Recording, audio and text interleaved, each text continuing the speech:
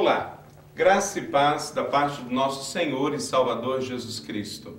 Eu tenho a certeza que esta mensagem que Deus usou para abençoar milhares de vidas na primeira Igreja Batista em São José dos Campos, Deus vai usar hoje para tocar e impactar a sua vida também. É uma mensagem bíblica, mensagem para transformação de vidas. Portanto, abra o seu coração, fixe sua mente em Deus e creia que o Espírito Santo vai falar ao teu coração.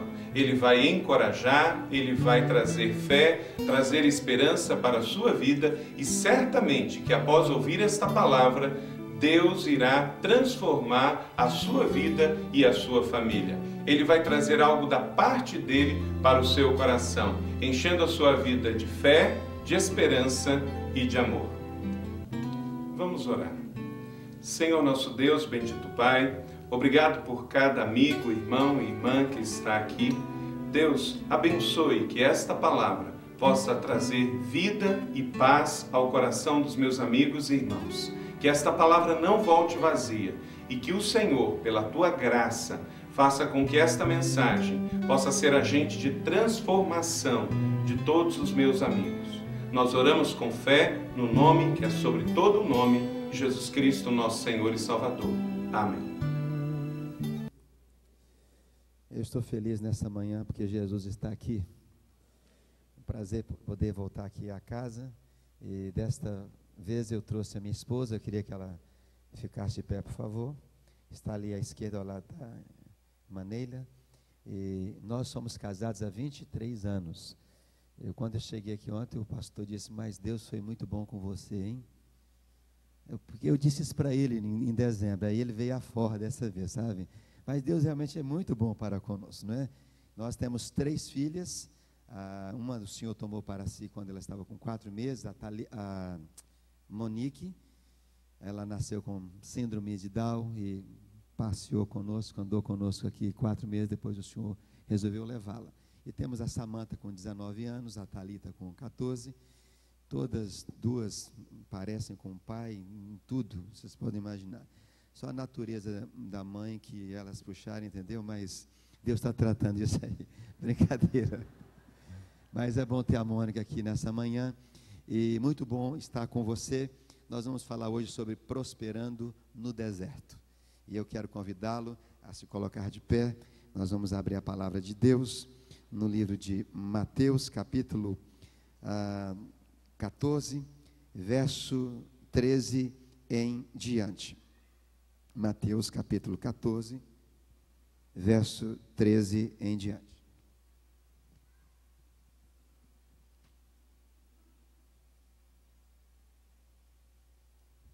Se tem alguém que está ao seu lado sem Bíblia, compartilhe com ele, por favor. Se tem alguém atrás de você, é bom você compartilhar com ele.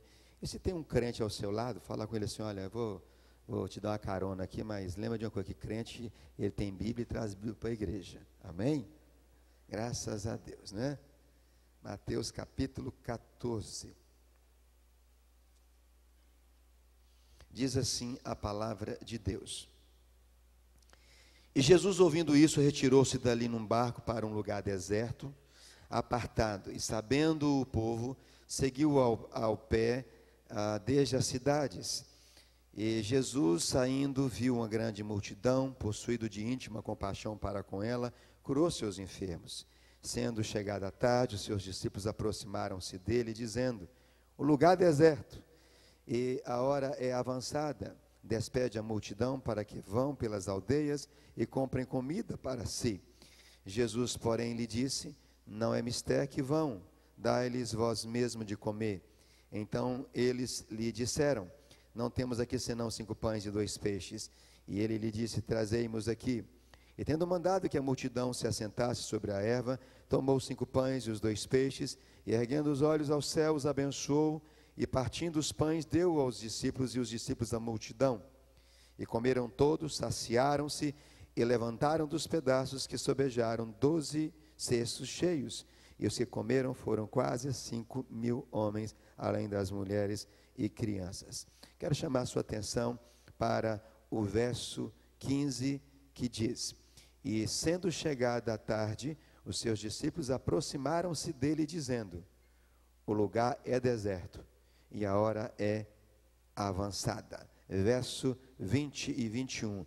E comeram no deserto todos, e foram todos saciados, e levantaram dos pedaços que sobejaram 12 cestos cheios, e os que comeram no deserto foram quase 5.000 homens, além das mulheres e crianças. Esse Jesus está aqui nesta manhã.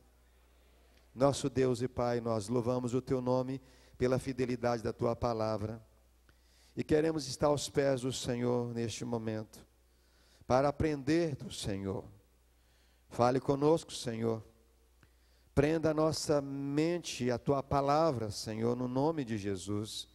Que o nosso coração esteja aberto para ouvir a voz do Senhor, e que nós não venhamos fazer aquilo que queremos fazer aqui nesta hora, mas fazer aquilo que a voz do Senhor nos orientar. Usa a minha boca, Senhor, como instrumento do Senhor. Eu quero ser a boca do Senhor agora, Senhor. Por misericórdia peço isso, Senhor, e que o Senhor possa soprar agora o vento do Teu Espírito, que nos convence do pecado, da justiça e do juízo, e nos ensine, Senhor, que é possível prosperar com fartura no deserto, que é possível, Senhor, ver o deserto florescer, porque o Senhor é o dono de todas as coisas. Assim oramos agradecidos no nome de Jesus. Amém, Senhor. Podem se assentar. Há uma preocupação no coração de pastores sérios, que têm um púlpito sério, quando faz um convite para um pregador, a fim de que ele aborde sobre esta temática de prosperidade. Não faz pouco tempo, mas já há um bom tempo, tem disseminado no meio do arraial evangélico a famosa teologia da prosperidade. E essa teologia é uma teologia que promete muita coisa que Jesus nunca prometeu. E que nós não vemos escrito isso na palavra do Senhor. Que nós não vemos os discípulos do Senhor, os evangelistas, os escritores prometendo. É a teologia que eu chamo de a teologia da magia. É que no estalar de dedo você receberá tudo aquilo que você tem sonhado. Nós estamos diante de um texto que nos fala de prosperidade no deserto. Eu fui abordado há pouco tempo por um pregador que prega a teologia da prosperidade, do vale tudo. E ele sabe que eu escrevo sobre finanças, à luz da palavra de Deus. Ele sabe que eu faço conferências, seminários sobre esse assunto.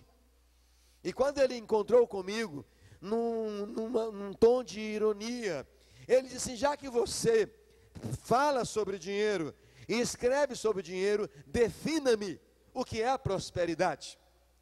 E eu disse para ele: segundo a origem da língua, no Velho Testamento hebraico, prosperidade é estar de bem consigo mesmo. Ele ficou estatelado, sem graça, porque ele pensava que eu fosse falar para ele o seguinte: prosperidade é ter muito dinheiro.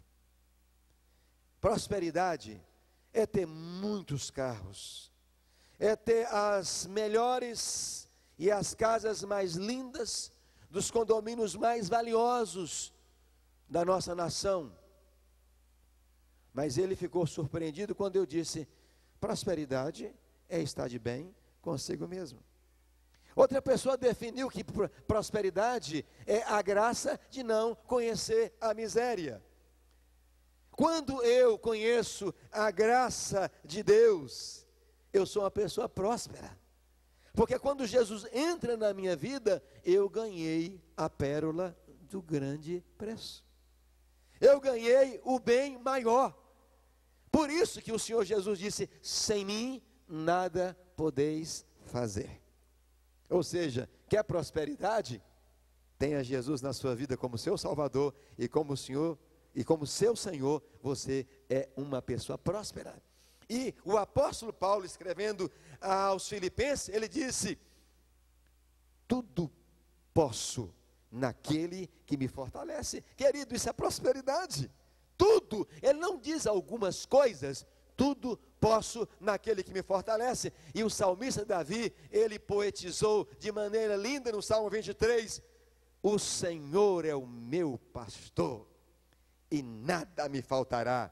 Quer prosperidade maior do que essa? Quer prosperidade melhor do que essa?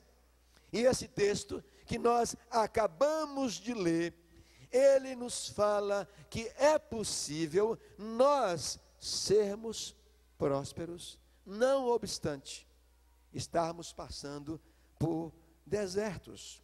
Vamos aprender algumas verdades hoje de manhã. Em primeiro lugar, esse texto nos ensina que Jesus teve e passou pelos seus desertos. Fale comigo, Jesus teve e passou pelos seus desertos.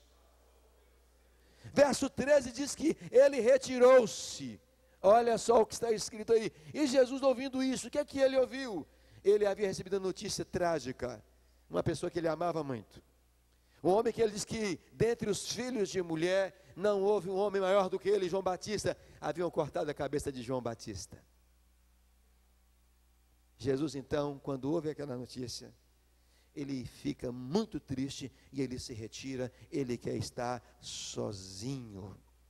Retira-se para um lugar, ele se afasta, ele quer estar vivendo um momento a sós. Mas a Bíblia nos diz que, através de Lucas, é bom quando falamos esse texto, citar um médico. Lucas diz que Jesus foi para o Getsemane orar, quando aproximava-se o momento da crucificação. E ele ora ao Pai, ele chora e diz: se for possível, passa de mim esse cálice. Todavia, não seja feita a minha, mas sim a tua vontade. E diz Lucas que o seu suor se tornou como gotas de sangue caindo sobre a terra.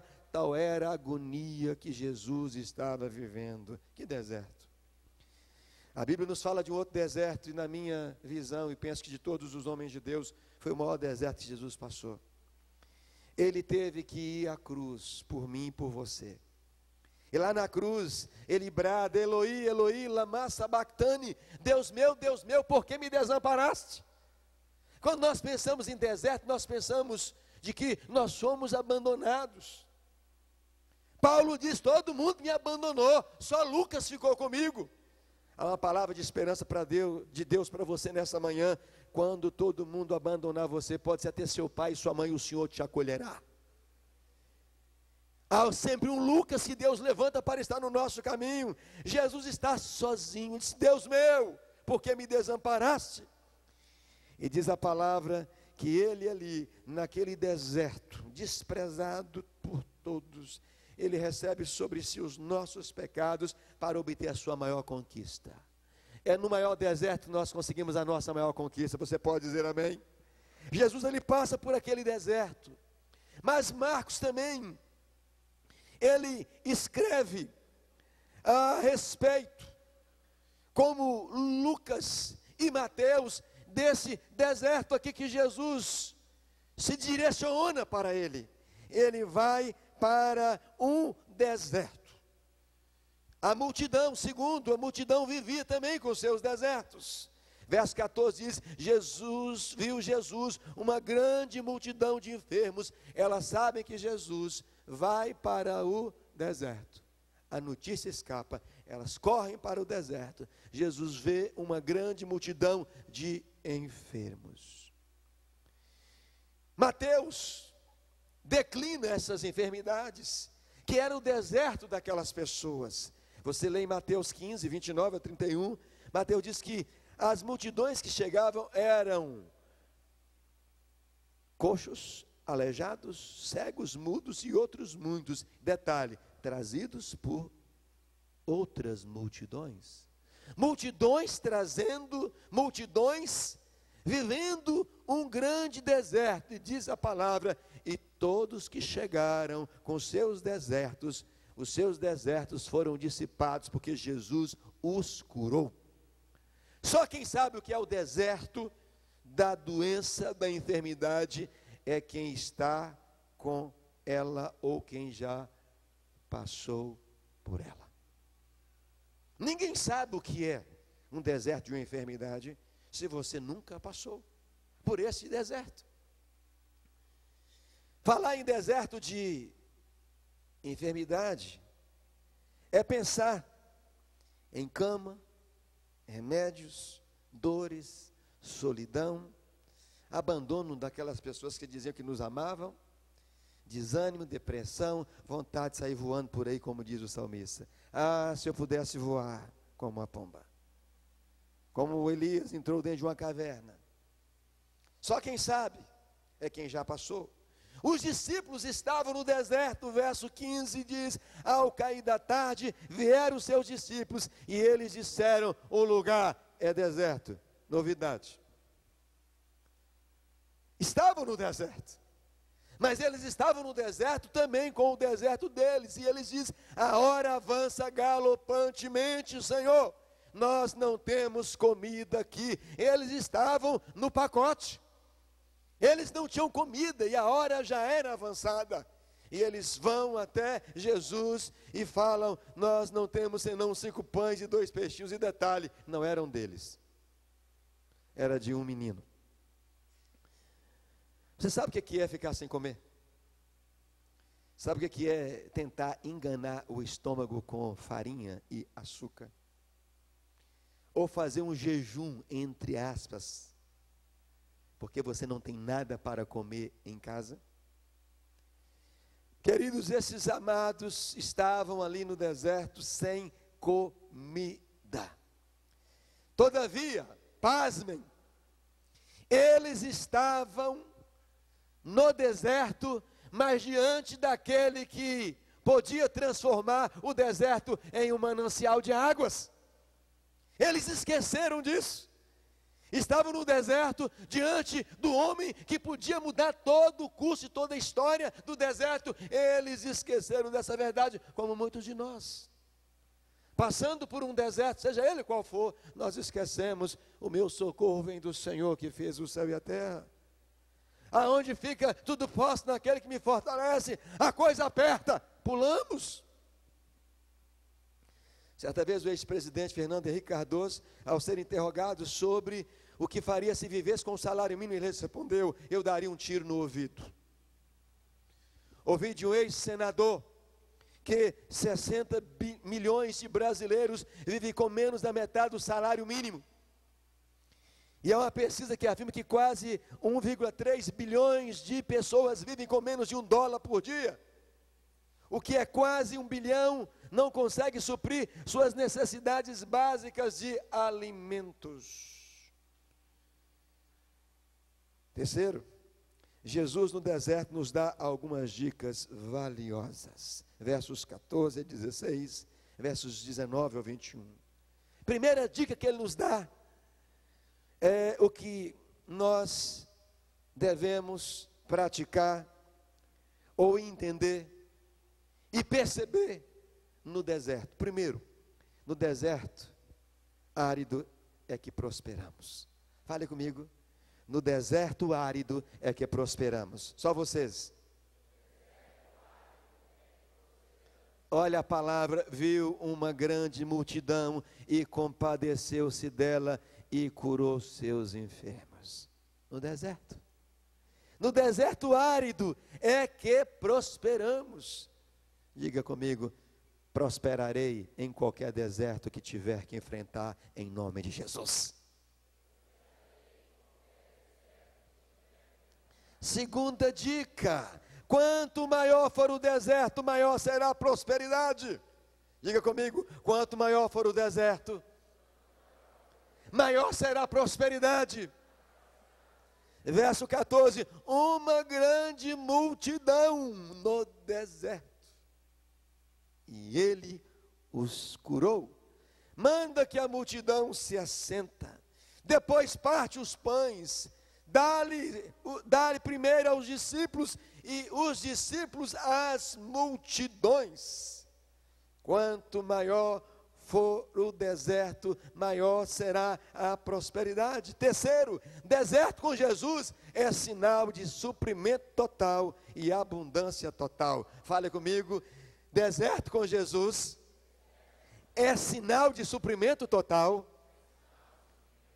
abundância total. Onde é que a Bíblia me ensina isso no texto? Todos comeram no deserto, e todos se fartaram, e mais, e dos pedaços que sobejaram, recolheram ainda 12 cestos cheios. Eu sei que você já ouviu essa expressão. Meu irmão, fique tranquilo, não se apavore, quanto maior for a luta, maior é a vitória. Quantos já ouviram essa expressão? Alguns que usam essa expressão, não usam, muitas vezes, com o coração. Usa, às vezes, é para provocar a pessoa que está passando pelo deserto.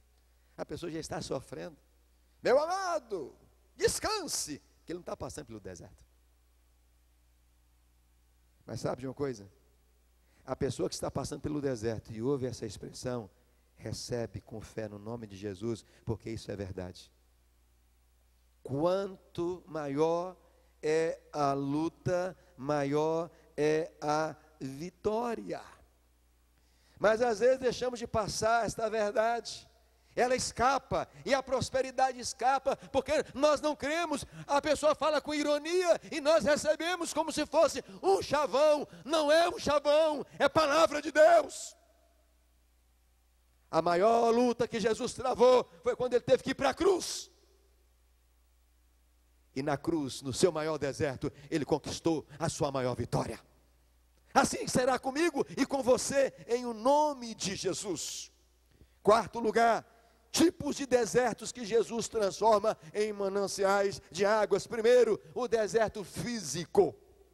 No lugar das enfermidades, no lugar da dor, no lugar das lágrimas, Jesus traz a cura, o alívio permanente e a alegria de lágrimas de felicidade, um sorriso largo, porque Jesus é a verdadeira alegria. Diz a palavra que ele curou as multidões de enfermos.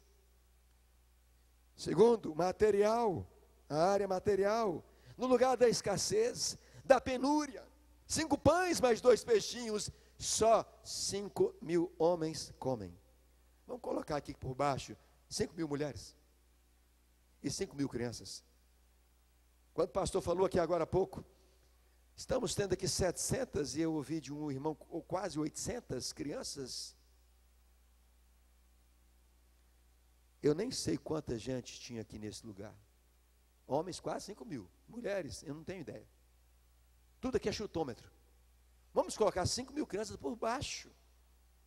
As crianças gostavam de estar com Jesus? Você pode imaginar quantos filhos tinha cada casal naquela época?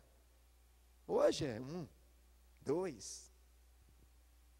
Meu pai e minha mãe tiveram 15.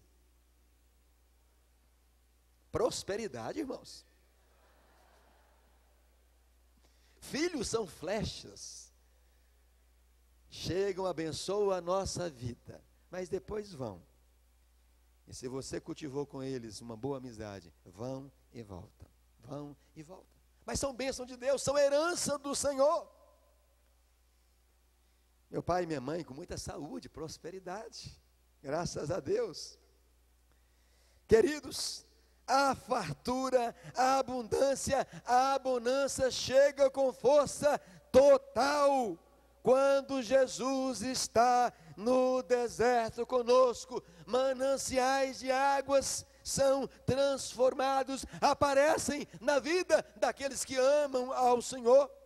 Ele multiplica os poucos pães e os pouquinhos peixes, os discípulos comem, as multidões comem, todos se fartam, além dos pedaços que sobejam, e recolhe ainda 12 cestos cheios. Isso é que eu chamo de fome zero. E fartura 1000.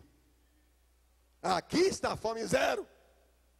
Aqui está a fome zero. É quando Jesus está presente. Você pode dizer amém? Como transformar os desertos em mananciais de águas? Primeiro, não procurar o presidente da república, nem o governador, nem o prefeito, procurar Jesus. Eu não entendo como uma crente, quando um candidato evangélico ganha para a prefeitura, um vereador ou um governador, olha, prefeito, graças a Deus, Deus levantou o senhor. Estou precisando de um emprego, a igreja está precisando de pagar uma escritura, prefeito.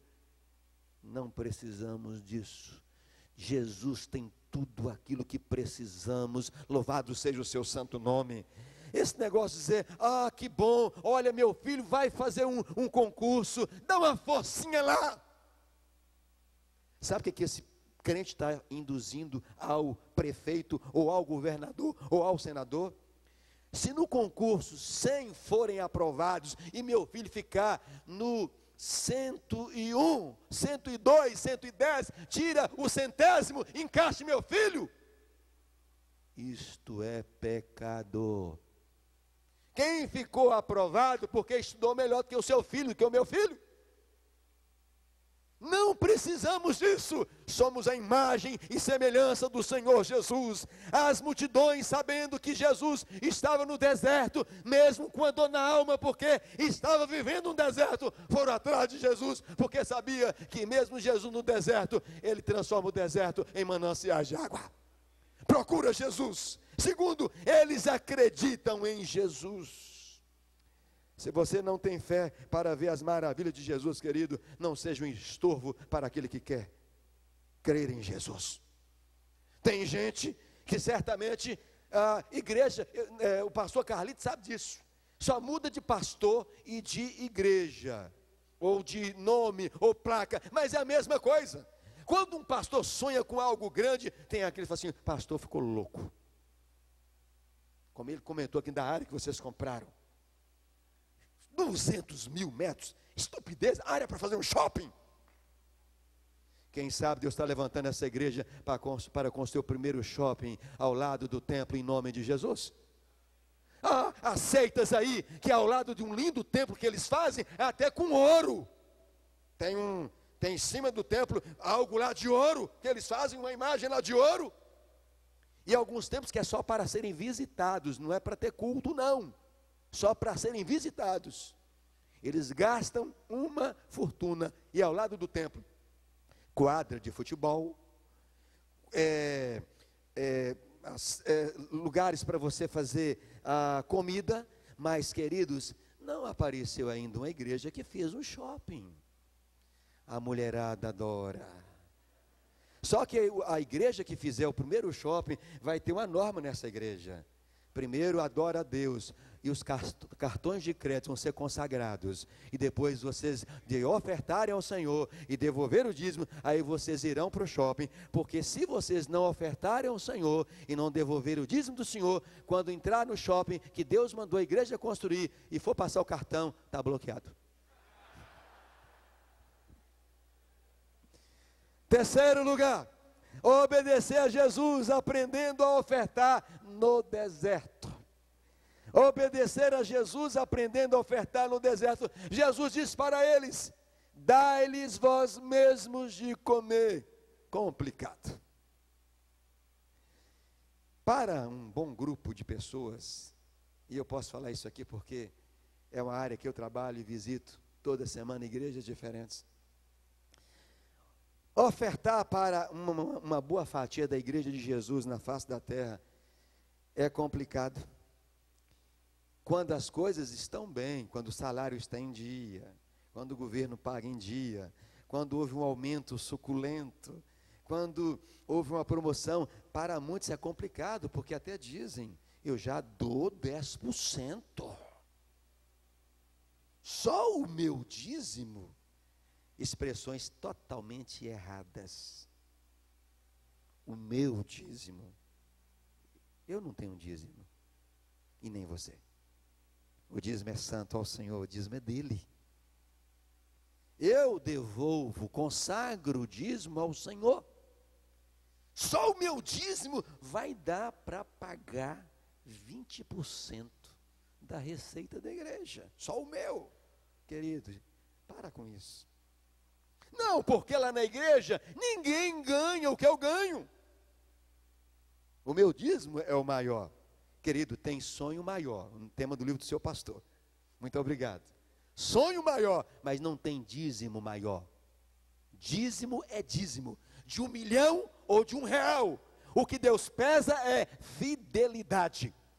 Você ganhou 1 milhão, 100 mil reais de dízimo. Ganhou R$10, R$1 de dízimo, fidelidade para 100 mil, fidelidade para 1. Se quem ganhou 100 mil e deu 5 mil e não deu 10, você não foi fiel. Ainda que os seus 5 mil representou bem maior do que o valor de R$1. Aquele foi fiel quando devolveu R$1. É fidelidade. Deus honra a fidelidade. Jesus diz que nós precisamos aprender a ofertar no deserto. Estavam no deserto. A multidão com seus desertos. Os discípulos com seus desertos. E Jesus disse, olha, dai. Verbo dar. Oferte. Oferte. No deserto. Ofertar no deserto como? Dando o meu melhor, 4º lugar. 5 mais 2. Tinha alguém lá, um rapaz, que tinha 5 pães e 2 peixinhos. 5 mais 2, 7. O número 7 é visto na palavra de Deus como um número perfeito. Por isso que você vê muito o número 7 no Apocalipse. As 7 igrejas da Ásia, os 7 anjos, as 7 trombetas, e por aí vai. 5 mais 2, 7. Meu tudo. O meu melhor. Um rapaz lá tinha o seu melhor. E o Senhor disse, dai o melhor que tendes. 5º lugar, ter visão, mesmo no deserto. Ter visão mesmo no deserto. Enquanto que no deserto Jesus via milhares comendo, os discípulos só conseguiam ver na mão dos outros. Neles não viu nada. Esse outros aí era um. Eles não viam neles nada. Eles viam em um rapaz 5 pães e 2 peixinhos, enquanto Jesus via milhares comendo. Abri a mente. Ser um visionário. Não sei. Penso que não compartilhei aqui essa ilustração quando estive aqui em dezembro. Mas em um auditório, chegou um homem e apresentou-se diante do auditório um ovo. E perguntou para o auditório, o que vocês estão vendo aqui? Alguém se levantou e disse, um ovo. E quase que um só coral. Um ovo. Uma mulher levantou-se e disse, eu discordo, eu estou vendo uma galinha. E o homem se levantou e disse, eu discordo, eu estou vendo uma granja. Visão. É preciso ter visão mesmo no deserto. 6º lugar, ser grato. Jesus, quando percebeu que os discípulos não criam que eles podiam pegar aqueles 5 pães e os 2 peixes e agradecer ao Pai por aqueles 5 pães e os 2 peixinhos, Jesus pega aqueles 5 pães e os 2 peixes, eleva aos céus e agradece ao Pai e abençoa os 5 pães e os 2 peixinhos. Ah, como tem tido gente ingrata nesses dias. Eu ouvi do meu pastor, no dia 10 de janeiro, no seu relatório pastoral na convenção. Ele diz, ai daquele que esquece a gratidão. Ai daquele. Lembra de alguém que quando você estava desempregado, orou por você. Lembra de alguém que quando você estava ganhando mal, orou por você e hoje você ganha um bom salário. Lembra de alguém que quando você estava solteiro, sozinho, chorando, pedindo a Deus, seu príncipe, sua princesa, alguém orou por você. E alguns dizem, não, mas eu lembro. E até oro. Que bom, mas só isso. De vez em quando você gosta de presentear essas pessoas que foram fundamentais na sua vida. Eu aprendi isso com o meu pastor. Meu pastor mora no Rio, eu moro em Vitória. todo o aniversário dele. Eu não posso estar na igreja dele no dia do seu aniversário. Uma vez ou outra, vou. Mas na maioria, o que eu faço? Eu deposito na conta dele uma oferta que eu gostaria de ganhar de presente. Faço isso. Quando vou ao Rio, faço questão de levá-lo no melhor restaurante. Pago para ele, e se a família for, também. E ainda deixo algo na mão dele. Sabe por quê? Quando ninguém acreditava em mim, de homens, ele disse: Deus acredita em você, e eu acredito em você. Eu consigo ver em você alguém que você jamais imagina. Quantas vezes, pensando que ia ficar prostrado, ele chegava e dizia: levanta-te em nome de Jesus, vai em frente, o melhor está por vir na sua vida. Quanto custa isso? Não há preço. Mas é uma maneira de você expressar a sua gratidão. Descubra-a. Dividir o que tem com o que tem menos e os que nada têm. 7º lugar. Dividir o que tem com quem tem menos e os que nada têm. Verso 19: tendo partido deu os pães aos discípulos e estes às multidões.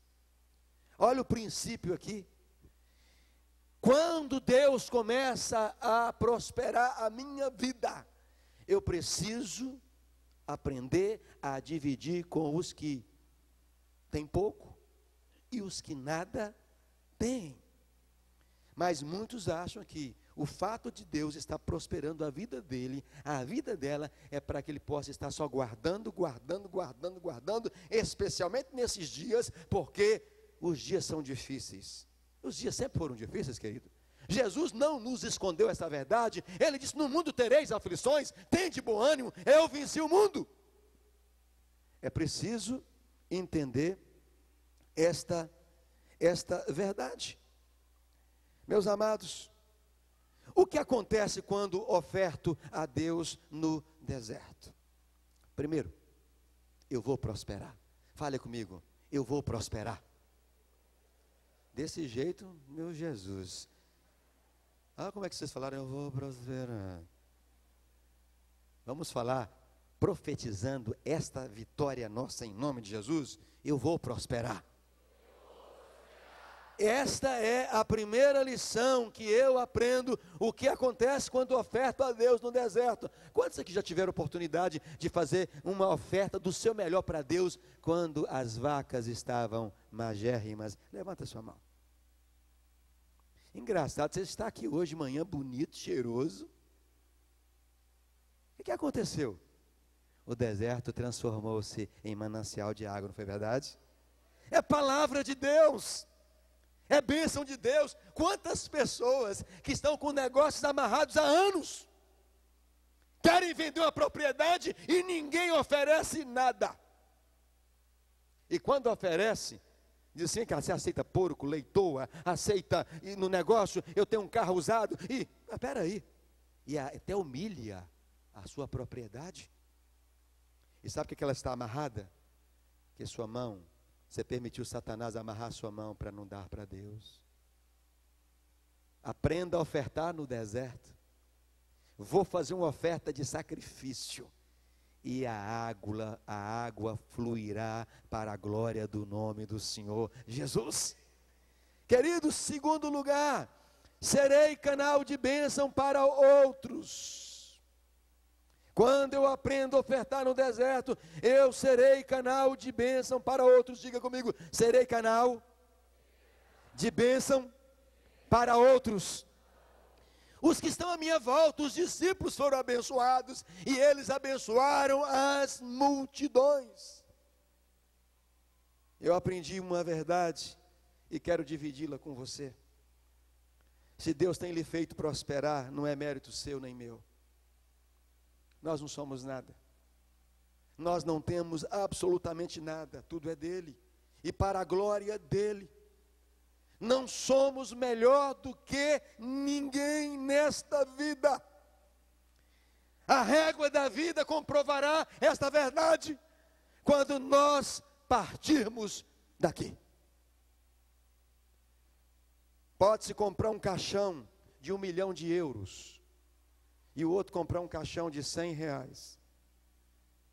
O que foi colocado no caixão de 100 milhões de euros e o outro no caixão de 100 reais, todos dois federão.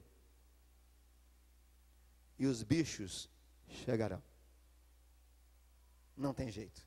Ali, Deus nivela todo mundo.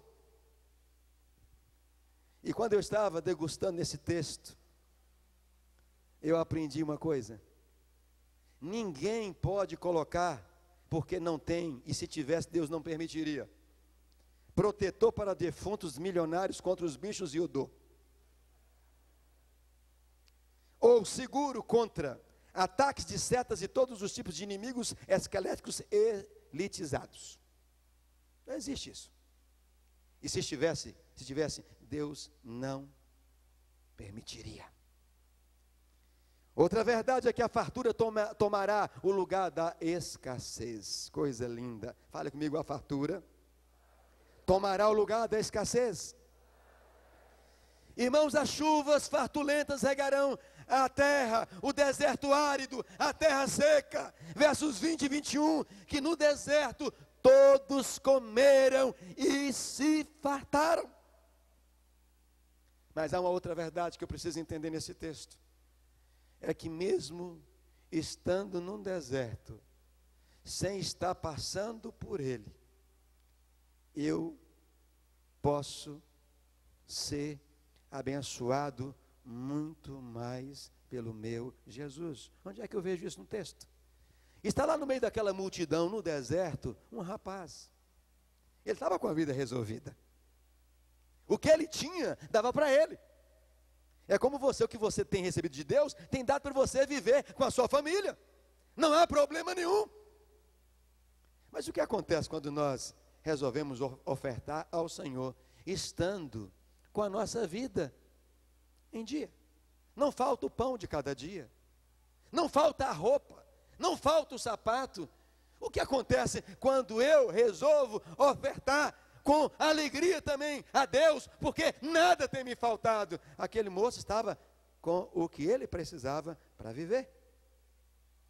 Ele pega o que ele tem e apresenta a Jesus. O que foi que ele viu? Ele viu os discípulos incrédulos comendo, e muito. Ele contemplou os discípulos investindo, abençoando a multidão. Ele que tinha 5 pães e 2 peixinhos, que já estavam frios, passados. Jesus traz o negócio no espeto, o pintado no espeto. Isso. O pão quentinho. Ele come e diz a palavra que ele ainda vê os discípulos de Jesus, que eram os incrédulos. Manda esse povo embora. Não tem comida para toda essa gente. Estamos no deserto, a hora é avançada. Jesus manda os 12 levar comida para casa. Isso acontece com quem? Quando eu e você resolvemos ofertar ao Senhor, quando o Senhor tem apostado muito em nós. Eu sei que Deus tem abençoado muitas pessoas aqui nessa igreja financeiramente. Essa cidade, quem chega aqui percebe, é uma cidade próspera. E eu sei que vocês são orgulhosos dessa cidade. E devem ser. Eu sou orgulhoso do estado que eu moro. Olha o nome do estado, Estado do Espírito Santo. Olha o nome da capital, Vitória. Vitória do Espírito Santo, em nome de Jesus. Eu sou orgulhoso, não sou capixaba. Fizeram-me capixaba, mas passei a gostar de lá. Me deram um título de cidadão vilavelhense, pela contribuição que temos dado com a literatura. Mas veja bem, eu sou mineiro, sou de Montes Claros, a princesa do norte, cidade bonita, cidade próspera, cidade do gado, muitas faculdades, uma cidade abençoada, fora a poeira que tem lá, mas pó tem em todo lugar, né? Uns têm mais, outros têm menos, né? E falar em pó, isso me faz lembrar de uma história que eu ouvi de um irmão, que um dia o pastor pregou sobre que o homem foi feito do pó. E aí o pastor está pregando, né? Lê o texto, irmãos, olha, esse texto é maravilhoso que nos fala de um pó diferente. Nos fala de um Deus que pegou o pó e me fez você, fez a irmã, fez o líder da igreja. E o pastor foi falando e foi desenvolvendo aquela mensagem sobre o pó.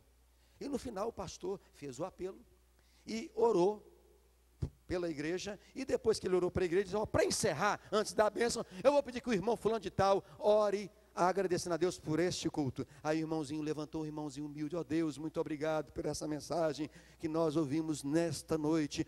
Senhor, que bom saber que eu fui feito do pó, que essa igreja foi feita do pó, que o pastor foi feito do pó. Deus abençoe essa poeirada toda em nome de Jesus.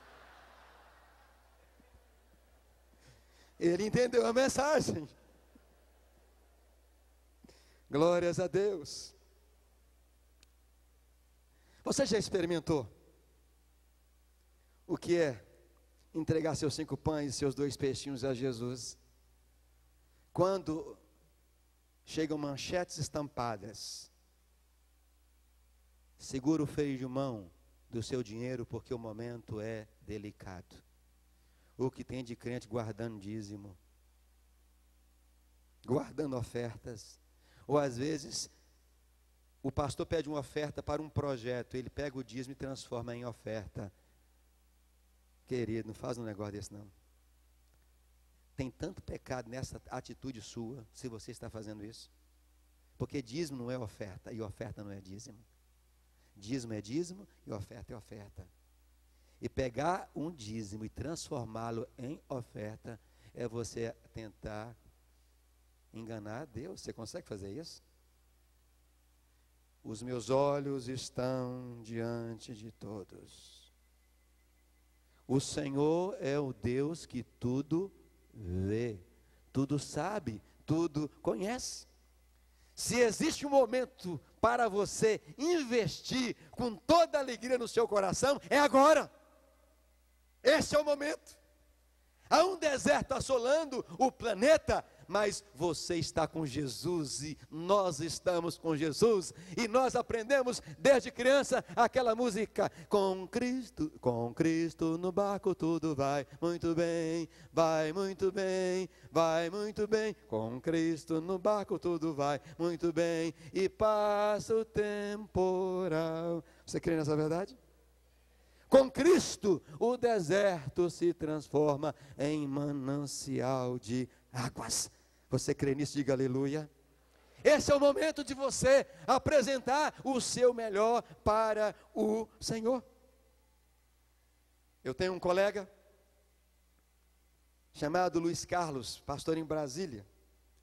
Ele resolveu construir um templo e ele foi desafiando a igreja para ofertar para o templo, até que a igreja conseguiu levantar as paredes do templo, mas não tinha o telhado. E eles estão louvando a Deus lá dentro do local, porque era como vocês aqui, pagar uma grana para estar num local como este aqui. Então, para fugir do aluguel, ele resolve cultuar a Deus, mesmo sem telhado. Queridos, o tempo começa a fechar. Aquelas nuvens escuras, e o povo está chegando para a igreja, as irmãs todas emperequetadas, e os homens também. Daqui a pouco o pastor percebe que a chuva vai cair, ele vai lá na frente, na sua cadeira, e ele começa a orar a Deus, e o tempo continua fechando, e começa a pingar, o pastor volta novamente lá na frente e começa a orar, repreendendo a chuva. Quem é que manda a chuva sobre a terra? Deus. Aí o pastor, eu repreendo, eu paro essa chuva. Deus mandou uma cachoeira. E chuva encharcando o pastor, encharcando os irmãos. O pastor vai para o joelho chorando. Já agora com o rosto no chão, Deus, por que isso? Começa a levantar alguns homens na igreja. Chega lá na frente e diz, uma vergonha. Saio de casa com a minha família e chego aqui, já tinha tomado banho em casa. e toma uma chuveirada dessa dos céus, mas revoltado. Aí levanta o outro e diz assim: isso é uma estupidez, isso é uma agressão que Deus fez conosco, não posso entender isso. Levanta uma irmã e diz a mesma coisa. Olha meu estado. Aquele negócio que as irmãs passam no olho. A irmã que era branquinha estava toda morena. O batom já era, só se fosse o batom da garota lá do Espírito Santo. Aí chega o irmão e diz assim: graças a Deus por essa chuva. Isso é dedo de Deus. Isso é para Deus ensinar a cada um de nós que se nós fôssemos mais generosos, esse telhado teria sido colocado aqui. Boa Deus, manda mais! E parou. Quando aquele irmão falou aquilo, um irmão levanta e disse: eu quero doar meu carro. Uma irmã diz: eu quero doar meu carro também. Um rapaz diz: eu quero doar meu carro. Naquela noite, 7 carros foram doados. Não precisava tudo aquilo não. Um carro daqueles ali, Asa Sul, em Brasília, área nobríssima. Um carro resolveria o problema. Um dos 7. 7 carros. Não sei quantos terrenos foram doados e mais outras contribuições. A igreja cobriu o telhado, porque Deus teve que mandar a igreja tomar um banho de chuva. Às vezes Deus precisa fazer isso para nos ensinar que quando nós fazemos o nosso papel na sua casa, damos exatamente aquilo que Ele nos pede. Querido, fuja dessa fila que diz o seguinte: quanto é que a igreja precisa para ter a escritura em mãos? 600, dividido por 3, 800, dá quanto por cabeça? Eu vou dar tanto. Para com isso. Deus faz continha com você? Não. Veja como você chegou na igreja, duro, quebrado. Se tinha dinheiro, tinha uma série de problemas em casa. Olha o que Deus fez com você. Não fez continha, peraí, você tem que me pagar tanto disso que eu fiz na sua casa, tanto que eu fiz na sua empresa. Não! Tem uns miseráveis que fazem isso. Eu tinha um lá na igreja, frequentava um grupo lá, o grupo queria comprar um ventilador para a sala. Quanto é que é o ventilador? 250. Tem quantos aqui no grupo aqui? 25, dividido, 250 dividido por 25, tanto. O meu está aqui, detalhe, era uma pessoa que tinha muito dinheiro, mas um avarento. Eu sei o que eu estou falando. E tinha gente naquela sala, ganhando salário mínimo, e gente que não ganhava nem salário mínimo, que deu o mesmo valor do que aquela pessoa que tinha muito dinheiro. Estou falando de gente que tem apartamento com cobertura, gente. Vários. Gente que tem carro. Esses carrões aí, carrões de crente. Propriedade exclusiva de Jesus, mas que na hora de afirmar na prática que a propriedade exclusiva de Jesus, nada é dele. Foge dessa fila. Essa fila é perigosa. Eu quero entrar na fila daqueles que doará o que Deus pedir. Apesar de não ter entendido, e eu sei que todos aqui provavelmente não entenderam, mas eu achei fantástico algo que aconteceu aqui, e na hora eu captei a mensagem. Quando o pastor estava fazendo uma entrevista com aquela amada sobre o sangue, o pastor estava fazendo um apelo, não tinha terminado. Chegou aqui à frente uma pessoa: quero doar agora. E o pastor disse: por favor, alguém leve esse moço ali, oriente a ele. Antes do pastor terminar o apelo, levantou-se alguém e disse: ele entendeu o que o pastor estava falando, que era sangue. Quero doar agora. Apesar de nós não termos entendido, o pastor estava fazendo um apelo, estava trazendo um recado para nós. Não era o momento daquela pessoa fazer aquilo, mas ficou tão sensível tão impactado com a necessidade, quero doar agora. É isso que está no seu coração agora? Eu quero doar para a Escritura sair agora. Eu creio que Deus não precisa que vocês contribuam até dia 31 de março para a Escritura. Eu creio que Deus pode dar essa Escritura agora. Obrigado pelo seu aleluia, irmã. Muito obrigado. 5 pães e 2 peixinhos aqui, ó. Olha a multidão. Eu creio que Deus pode dar o dinheiro dessa Escritura agora. Melhorou. 5 pães e 2 peixinhos. Eu creio que Deus pode doar todo esse dinheiro da Escritura agora. É cada um entender o que Deus falou com você. Porque se você não entender, Deus vai mandar uma chuva. Vai mandar uma chuva. E entenda a chuva aí que você quiser. Deus vai mandar uma chuva, vai encharcá-lo e você vai dizer, Senhor, está aqui. Mas não vai ser preciso isso. Sabe por quê?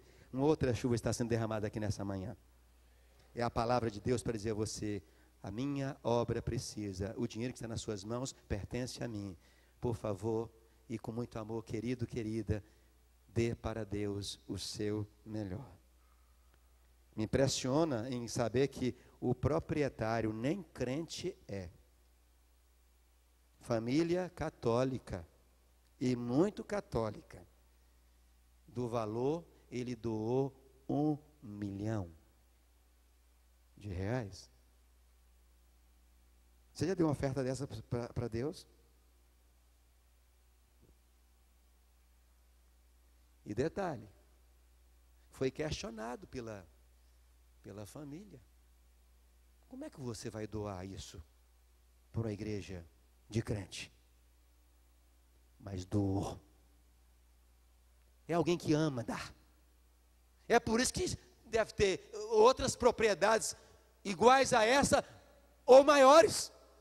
Coração doador. Seja um doador e você prosperar no deserto árido, seja em que área for, e se não estiver em nenhum deserto, você estará dentro daquele texto que Paulo diz, aquele que é poderoso para fazer infinitamente mais tudo quanto você pensa ou imagina, a Ele o poder e a glória para sempre. Amém. Vamos colocar de pé, em nome de Jesus.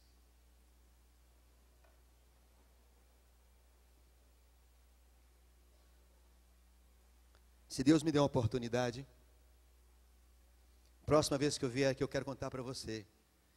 Ler é uma coisa e ouvir é outra coisa. Você que leu o livro Chega, Mendigo Jamais, você sabe dessa história. Mas você ouvi-la é outra coisa. Eu não contei essa história aqui ainda.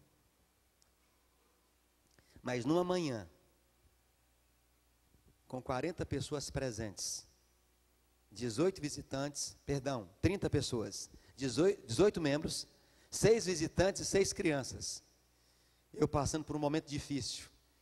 Eu precisava comprar um terreno. Eu tinha pouca gente e não tinha nenhum dinheiro.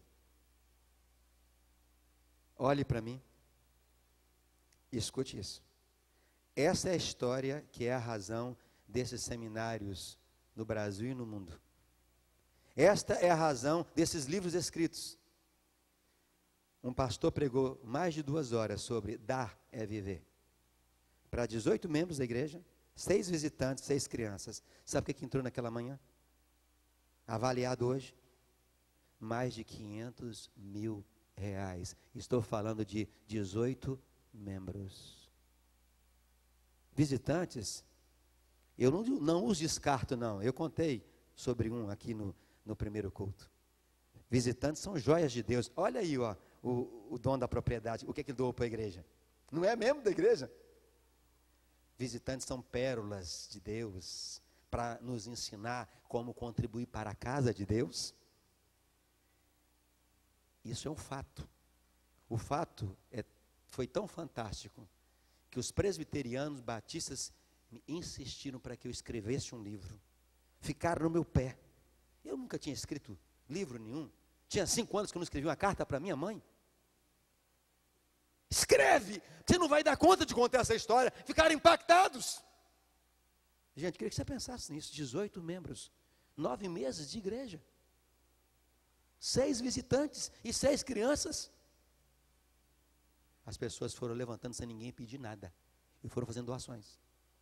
Onde está hoje a primeira igreja do Nazareno na praia de Itapuã? Porque 18 membros chegaram junto. Olha que multidão. Dá uma olhada para trás, você que está aqui na frente. Olha só. O milagre pode acontecer nesta hora.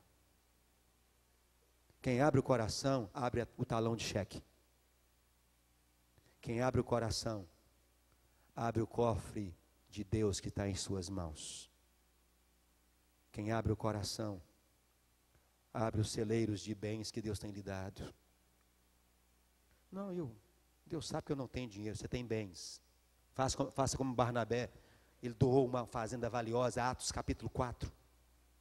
A propriedade será vendida. Eu ouvi aqui o pastor falando, nós vamos vender uma casa da igreja para colocar dentro desse pacote.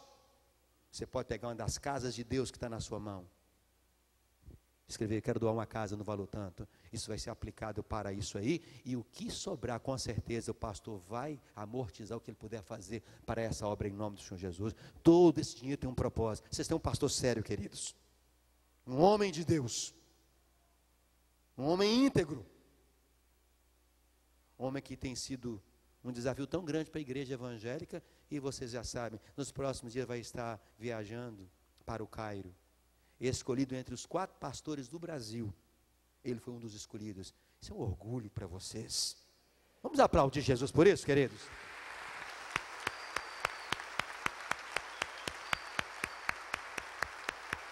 Aleluia. Glórias a Deus. Se vocês não cuidarem bem dele e da esposa, eu vou convidar para ele lá para Vila Velha. Deus o chamou para uma missão muito linda e nobre. E quando ele me contava isso, a primeira vez que eu vim aqui, eu fiquei tão feliz. Eu falei, merece. Está fazendo por onde? Faça por onde hoje, de manhã. Deixa Deus ver que você merece. Que o deserto, ou você fora do deserto, você merece muito, mas muito dele. Eu tenho um pequeno pedido para você ainda. Eu gostaria que, após de ouvir e ver esta mensagem, compartilhe com outras pessoas. Dê para um colega de trabalho, de faculdade, um parente, um amigo. Da mesma maneira que Deus usou para tocar a sua vida, irá tocar outras pessoas também. Então, distribua estas mensagens com outras pessoas e outros serão abençoados também. Obrigado.